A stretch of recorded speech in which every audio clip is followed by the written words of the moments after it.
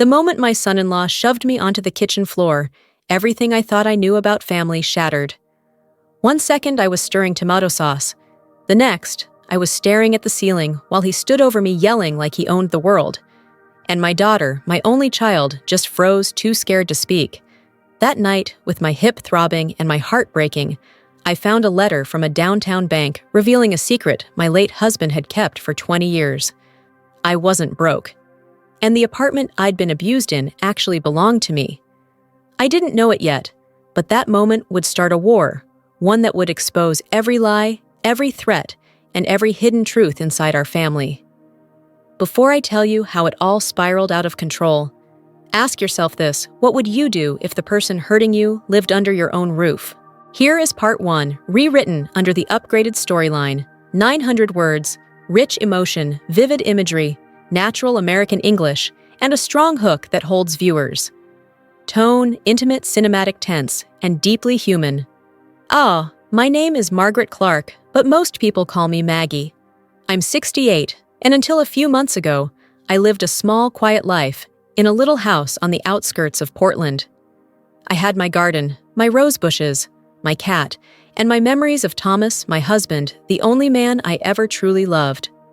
He passed almost 20 years ago, but somehow his presence lingered in every corner of my old home.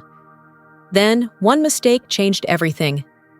A friendly neighbor, someone I thought I could trust, convinced me to invest my life savings into a low-risk fund he was managing. You can guess how that went. One morning I woke up with nothing, not a dime left, no retirement cushion, nothing but shame, and a doctor telling me that the fall I had in my kitchen meant I needed support for the next few months. That was how I ended up knocking on the door of my daughter Olivia's apartment. Or, the apartment I thought belonged to Olivia and her husband, Derek Bennett. At first, it felt like sanctuary. Olivia hugged me tight, whispering, "Just until you get stronger, Mom. You'll be safe here. Safe." I clung to that word. But the longer I stayed, the more it twisted into something else. Their place was modern and cold in a way that made me feel like I was always intruding. Derek greeted me with a smile I now realize wasn't kindness, just calculation. He moved with the confidence of a man who believed he deserved obedience, not cooperation. The kind of man who liked being the loudest voice in the room. Olivia, my gentle girl, was hardly ever home. Her job at a law firm drained every ounce of her energy. And Derek, well, he had flexible real estate hours, which really just meant I spent a lot of time alone with him. At first, he acted like he wanted to help, bringing me tea, asking how I slept, suggesting I rest more. But little by little, those gestures turned into expectations. "Since you're home all day, Maggie, could you do the dishes?" Then it became the bathroom, then all the cooking, then the laundry. Every day, another piece of myself slipped away. I tried telling Olivia once softly, gently, that Derek was becoming demanding. She didn't even look at me. "Mom, he's stressed. Real estate's brutal right now. Don't make things harder for him." That hurt more than the chores did, but I stayed quiet. I told myself it was temporary. I told myself families go through rough patches. I told myself Thomas would want me to keep the peace. I was wrong. The breaking point came on a rainy afternoon, the kind of Pacific Northwest rain that feels like the sky is punishing the earth. I was standing at the stove making tomato sauce, the recipe Thomas loved. I stirred the pot slowly, humming to distract myself from the dull ache in my recovering hip. The moment Derek stepped into the kitchen, I felt the air tighten. "What is that smell?" he snapped. "Dinner," I said quietly. "Just the sauce." He leaned over the pot, made a face of disgust, and then looked at me like I was a child who failed a simple task. "This isn't how you make tomato sauce," he barked. "It's too thick. And what is that color? Are you seriously this useless?" His voice was so loud, it felt like it punched the walls. I steadied myself. "Derek, I've been making this sauce since before you were born. It's fine." The moment the words left my mouth, I regretted them. His eyes went dark. Then he grabbed my arm tight, yanked me away from the stove, and snapped, "Don't talk back to me." My hip buckled. My body hit the floor. The impact sent a sharp, burning pain up my side. For a second, I couldn't breathe.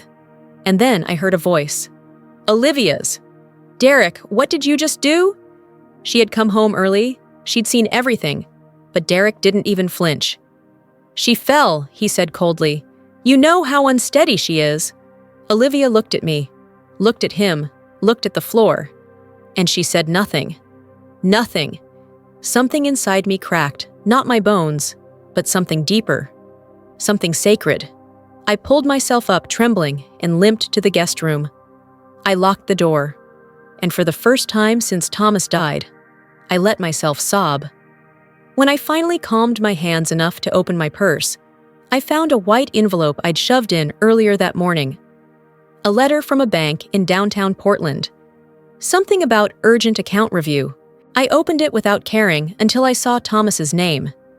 My heart thudded. The letter mentioned a trust, real estate assets, confidential holdings, a significant balance available only to me as beneficiary. I blinked, reread it, then reread it again. It couldn't be real. It felt like a cruel mistake. But it wasn't. It was a door. And for the first time in months, maybe years, I felt the faintest spark of power. Not revenge, not anger, power. The kind Thomas always believed I had. And in that tiny, dimly lit room, with my arm throbbing and my dignity scattered on the cold floor of my daughter's kitchen, I made a decision that would change everything. Before I tell you what happened next, let me ask you, if the person who hurt you lived under your roof, would you stay silent or would you walk away? And if you believe what Derek did was completely unacceptable, type 10 in the comments. I didn't sleep that night. I lay on the guest bed, staring at the ceiling, the letter from the bank pressed against my chest, like it was the only solid thing left in my life. Every time I closed my eyes, I saw Derek's face, heard his voice, felt his fingers digging into my skin. But underneath the fear, something else was growing. Resolve. At dawn, while the apartment was still quiet, I packed the few things I had: my medication, a change of clothes, the letter and the locket Thomas gave me on our 15th anniversary. I didn't know exactly where I was going, but I knew where I couldn't stay. I slipped out the door without making a sound. Outside, the air was crisp, one of those Portland mornings where the mist hangs low, like the world is still deciding if it wants to wake up. I called a cab, and for the first time in months, I didn't have to ask Derek for permission. The cab dropped me in front of Riverside Towers Bank downtown, a tall glass building that made me feel small the moment I stepped inside. But when the elevator doors opened on the 22nd floor and I walked into the wealth management office, I reminded myself Thomas left something for me, something important. A man in his 40s greeted me with a firm handshake. "Mrs. Clark, I'm Daniel Brooks. Please come in." He spoke to me like I mattered. That alone almost broke me. Inside his office, Daniel pulled up files so fast it made my head spin. "Mrs. Clark, your husband was a very organized man," he began carefully. "He set up a trust over 20 years ago, a substantial one." I gripped the arms of my chair. "Define substantial." He hesitated. "Mrs. Clark, it's just over $7 million. The room tilted slightly. $7 million. I couldn't process it. I couldn't breathe. All those years, I thought Thomas left me nothing but memories, and he had been quietly protecting us the entire time. Daniel kept going. "There's more. You're listed as the sole owner of a residential property in the Maple Grove complex." I blinked at him. "I don't own any apartment." He turned the screen toward me.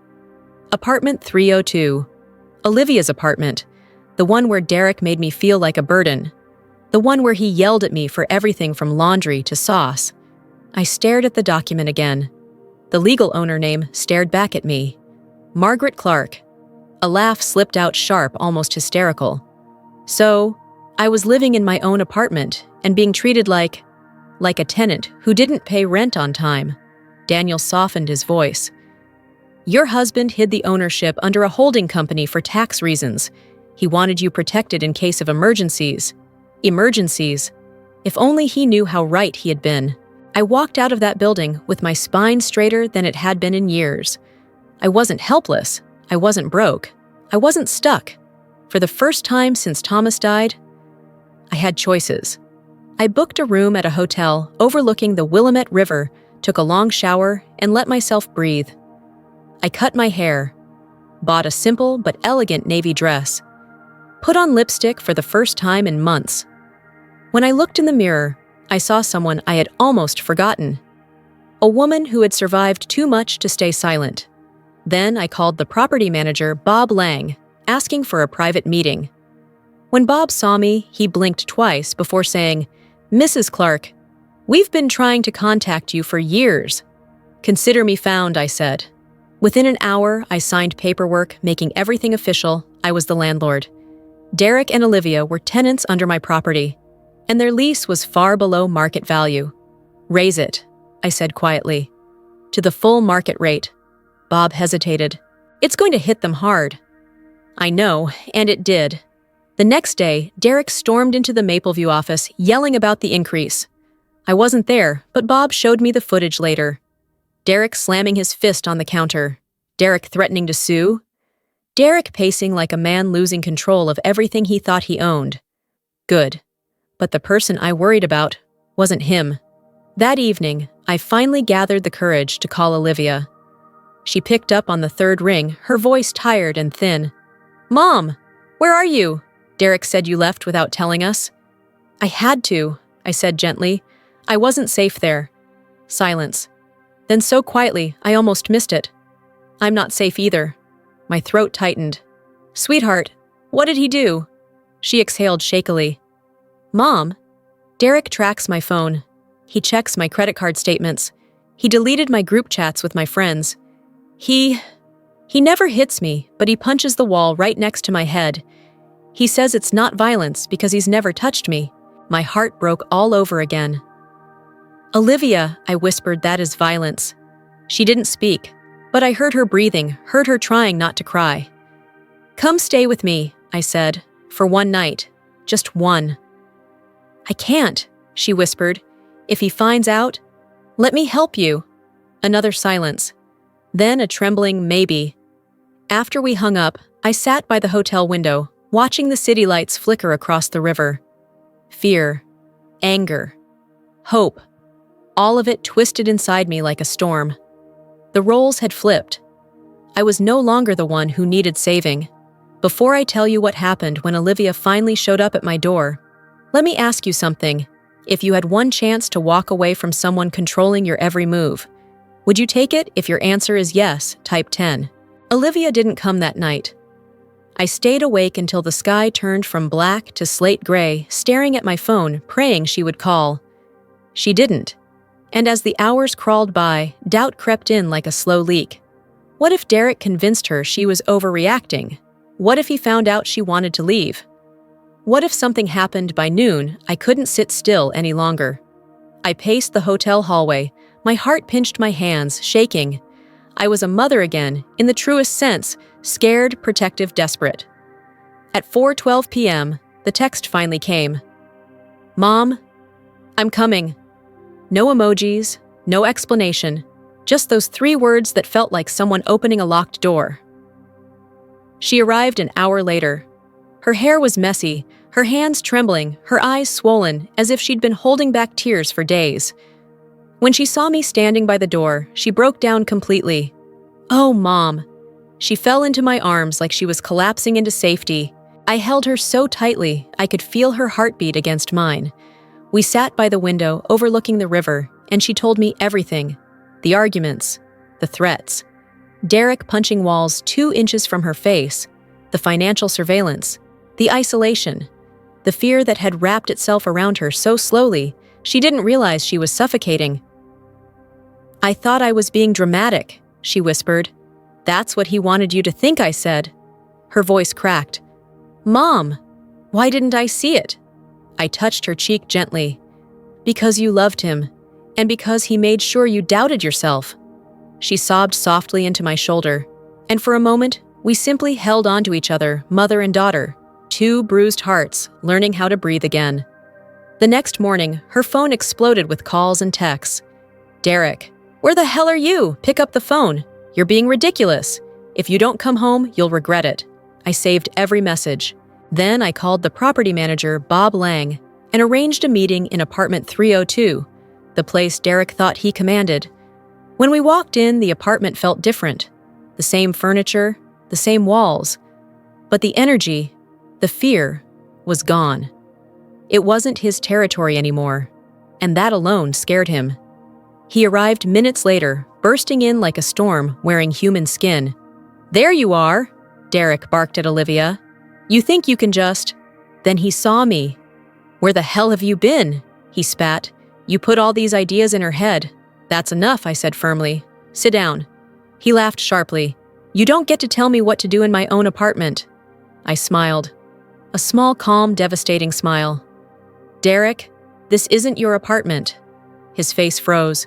"What are you talking about?" I handed him a copy of the ownership papers. His eyes flicked back and forth across the lines. First confusion, then disbelief, then something ugly and panicked. This is fake." "No, this is protection," I said.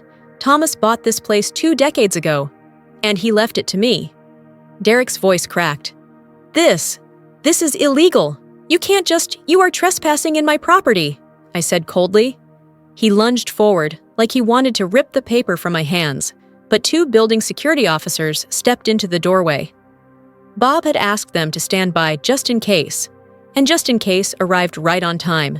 "Sir," one guard said, "we saw your behavior yesterday. You need to calm down or leave the building." Derek's face went red. "Olivia, tell them we're not moving." But Olivia, my daughter, who once froze in fear, lifted her chin. "I'm done, Derek," she said quietly. "I'm leaving you." He blinked. "You're not serious. We're married." "And you've been hurting me for years," she whispered. Something inside him snapped. He grabbed a lamp off the table and threw it against the wall with a roar. The guards rushed in instantly, restraining him as he fought like a wild animal backed into a corner. They escorted him out while he screamed threats I refused to repeat. When the door shut, the silence didn't feel scary anymore. It felt like fresh air. Olivia burst into tears. Not the helpless kind. The releasing kind. The liberating kind. We moved her out that evening. By midnight, she was tucked into the hotel bed beside mine, sleeping with the ease of someone who finally wasn't listening for footsteps outside her door. The next week, Anthony Reed, the trust lawyer, met with us.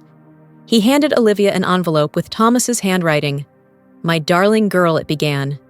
"If you're reading this, it means you've chosen yourself over fear. I knew you'd make the right choice someday." Inside the envelope was confirmation that the $7 million Thomas left wasn't just for me. It included a supplemental trust for Olivia released only if she left an unsafe marriage. My husband saw everything before we did.